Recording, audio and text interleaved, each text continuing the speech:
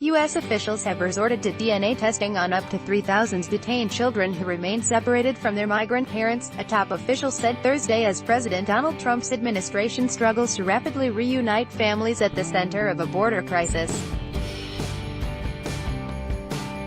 The controversial, newly announced procedures are part of government efforts to meet rapidly approaching court-imposed deadlines for reuniting children with their parents, and come as the president himself once again demanded swift action by Congress to fix the country's insane immigration laws.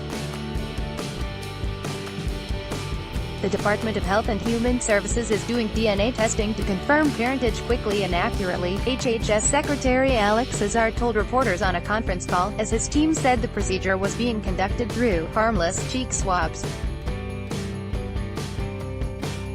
Normally used as a last resort means of identification, if birth certificates or other documents are unavailable, DNA testing is being used to speed the process to meet a judge's order to reunite families by June 26, and by next Tuesday for some 100 children under age 5. But Azar portrayed the process as orderly and disputed accusations that the Trump administration has failed to account for some minors.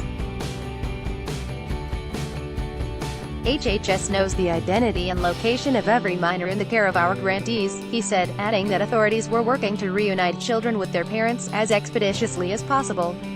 About 11,800 minors are currently in U.S. custody after crossing over from Mexico, Azar said.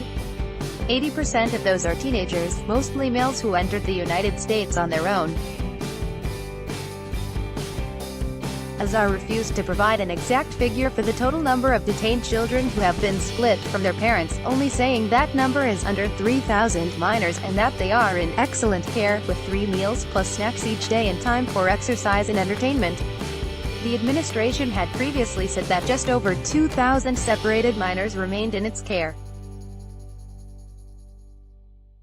AFP, Nicholas Kamm. U.S. President Donald Trump has spoken out repeatedly against lengthy judicial processes to determine migrants' eligibility for immigration, asylum or deportation, arguing they are a waste of U.S. resources. Azar said reunited families would remain in custody of the Department of Homeland Security as their cases are adjudicated. The DNA test results are being solely used to accurately connect parents with children, HHS Assistant Secretary for Preparedness and Response Jonathan White said on the call. This isn't some vast sprawling dataset that we're matching up, he said. But critics warn that very young children cannot give permission for such tests, which they say could ultimately be used for further monitoring, and that the policy shows the government never registered people properly when they were first detained.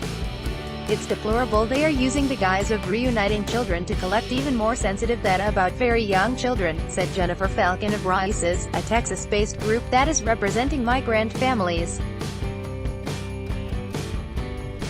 This would allow the government to conduct surveillance on these children for the rest of their lives. Insane immigration laws. Meanwhile, Trump on Thursday uttered his latest contradictory outburst over the chaotic border crisis. In a series of tweets, Trump demanded lawmakers pass smart, fast and reasonable immigration laws now, after the House of Representatives last month rejected a broad immigration bill that had his support. AFP file, Dawn Emertayeni Gonzalez, of Guatemala, was reunited with her 3 children on July 3, 2018 in Harlem, 6 weeks after being separated at the border. When people with or without children enter our country, they must be told to leave without our country being forced to endure a long and costly trial, he wrote. Trump has spoken out repeatedly against lengthy judicial processes to determine migrants' eligibility for immigration, asylum or deportation, arguing they are a waste of U.S. resources. Congress, fix our insane immigration laws now, he tweeted. It was the latest conflicting message by Trump to Congress. Before the June 27 House vote, he said Republicans, who control both chambers, should stop wasting their time on immigration until after the midterm elections in November. Days later he traveled to Capitol Hill to urge Republicans to back the pending bill. After it failed, Trump insisted he had never pushed the Republicans to vote for the immigration bill, because it would not have received enough Democratic support to clear the Senate. Trump has made fighting immigration, both illegal and legal, a central plank of his fiercely U.S.-centered policy agenda, resulting in the zero-tolerance immigration approach under which undocumented border crossers were being systematically prosecuted, and their children separated from them. Faced with a barrage of criticism, Trump signed an executive order to halt the family separations, but made no specific provisions for those already split apart.